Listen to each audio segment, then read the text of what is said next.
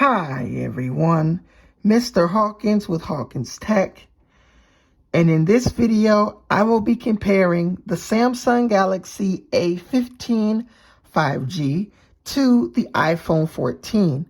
Now I will leave a quick disclaimer in the video.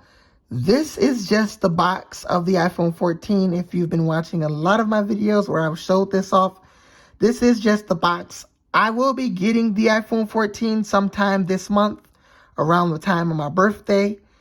If you're not already aware, today is June 1st, which is the month of my birthday, which will be later this month. So I will be unboxing that device sometime this month, but for right now, this is just a box. But I will be comparing it, both of the iPhone 14 specs and the Samsung Galaxy A15 5G, all in this video. And we're going to start with the Samsung Galaxy A15 5G. Now, the Samsung Galaxy A15 5G was released, I believe, back in 2023.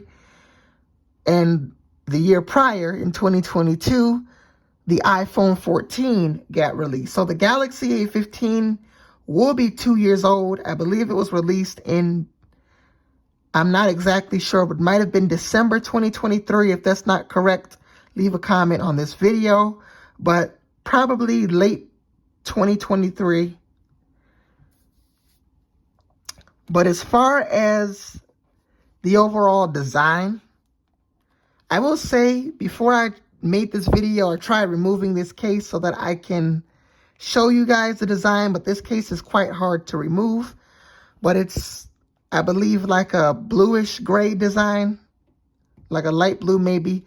I have earlier videos on my channel where I showed the exterior body of this particular device. Now, as far as the specs, I believe this comes in 64 and 128 gigabytes. This is a 128 gig model, and it is running the latest version of One UI 6.1. Sometime either this month, late June, or early next month, which is July, it is supposed to get One UI 7. It's quite a slow rollout compared to how Apple releases their updates, releasing them all at once, and any eligible iPhone all gets the update at the same time. Whereas Samsung, you have to go based off of carrier and specific region. So it's not as time convenient as it is with Apple, which is personally why I think Apple is better in that department. But as far as the cameras on this device, well, the Samsung Galaxy A15 5G has a 50 megapixel wide camera, an f1.8 aperture, then a 5 megapixel ultra wide camera with an f2.2 aperture, as well as a macro camera, which is a 2 megapixel with an f2.4 aperture. And the front-facing camera is a 13 megapixel with an f2.0 aperture. And I'll do a video test from the camera right now. Here I am recording out of the main camera on the Samsung Galaxy A15 5G. This is the 50 megapixel wide camera. And now I have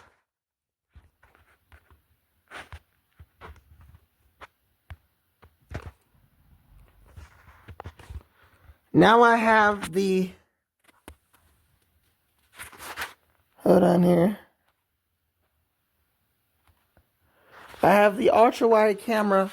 It doesn't go as wide as the iPhone in my iPhone 12 3 years later video, but it does go a little wide. But that camera on the Samsung Galaxy A15 5G is a 5 megapixel f2.2 aperture, and the wide is a 50 megapixel f1.8 aperture. Here I am recording off of the 13 megapixel f2.0 aperture camera. This camera is great for if you're on a Zoom meeting, or maybe you're doing a TikTok video, or maybe a YouTube short. It's great for the most part for recording on this camera. So the cameras are really good on this device. But since I couldn't record in macro mode, I take some pictures, some macro pictures. These are the iPhone 14 boxes. Comment down below, what do you think of these images in macro mode? Now, as far as processing power on both of these, the Samsung Galaxy A15 5G, if I did not mention already, has the MediaTek Dimensity 6100 Plus processor, while the iPhone 14 has the A15 Bionic with an extra GPU for performance. It might be a CPU. I have to do more research. As far as storage on both of these, the Galaxy comes in 64 or 128 gigabytes, and you can expand the storage on here, whereas on the iPhone, you cannot expand the storage, although that would be nice so I can give my iPhone 12 more storage. But unfortunately, the only way you can expand iPhone storage is if you get iCloud storage. You cannot expand the internal storage. So if you buy a 64 gig iPhone, that's basically what you have. You cannot expand the storage on the iPhone. Now, as far as the iPhone 14 comes in 128 gigabytes, 256 gigabytes, and 512 gigabytes of storage, and has 6 gigabytes of RAM, and on the Galaxy A15 has 4 gigabytes of RAM. Now, as far as their pricing, well, you can find the Samsung Galaxy A15 5G for as low as $90 to $140, and the iPhone 14 for a price of $200 to $300 if you look in specific places. If you get a refurbished, fully unlocked model, you can get it for around $200 to $300. So both of these are really affordable. Now, as far as the brightness on both of these, well, the Samsung Galaxy gets a brightness of around 360 to 370 nits, which doesn't seem like much compared to the iPhone 14. That's in indoor settings. But this is how bright the screen can go on full brightness. I just have it turned down so it doesn't look washed out on the video. Although it does look okay at full brightness, I still have it turned down so it looks completely normal on the video. Whereas the iPhone 14, but before I forget, the Galaxy also has 800 nits peak brightness when outside, and I believe for HDR content. Now, the iPhone 14, here's where it gets more better. The iPhone 14 has a brightness of around 800 nits with 1200 nits HDR content. Now, unfortunately, the iPhone 14 has a 60 hertz display, while the Samsung Galaxy A15 has a 90 hertz display. But iOS is always so smooth to the point where you don't even notice the lack in display refresh rate. And that's not really a deal breaker for me because I have an iPhone 12, which I'm recording off of, which also has a 60 hertz display, and I will be getting the iPhone 14.